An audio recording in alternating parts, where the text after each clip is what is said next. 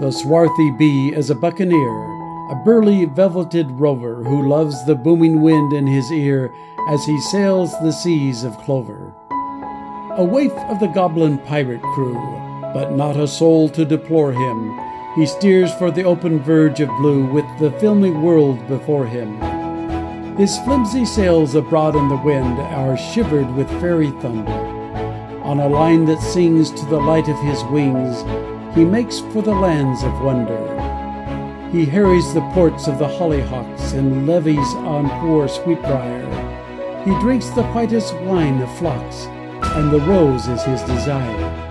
He hangs in the willows a night and a day, and he rifles the buckwheat patches, then battens his store of health galore under the tautest hatches.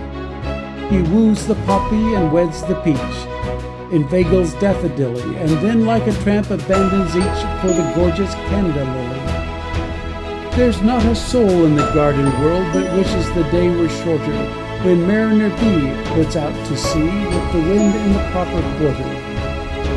Or so they say, but I have my doubts, for the flowers are only human, and the valor and gold of a vagrant bold were always dear to woman.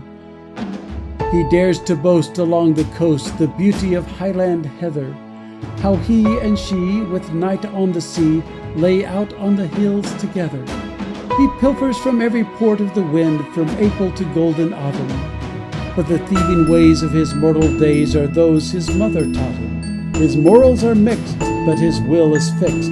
He prospers after his kind, and follows an instinct compass sure the philosophers call blind.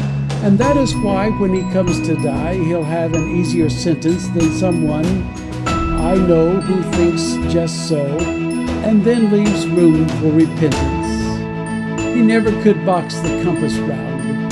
He doesn't know port from starboard, but he knows the gates of the sundown straits where the choicest goods are harbored. He never could see the rule of three, but he knows a rule of thumb better than Euclid's, better than yours, or the teacher's yet to come. He knows the smell of the hydromel, as if 2 and 2 were 5, and hides it away for a year and a day in his own hexagonal hive. Out in the day, haphazard alone, booms the old vagrant hummer with only his whim to pilot him through the splendid vast of summer. He steers and steers on the slant of the gale, like the fiend of Vanderdecken, and there's never an unknown course to sail but his crazy log can reckon. He drones along with his rough sea-song and the throat of a salty tar. This devil may care till he makes his lair by the light of a yellow star.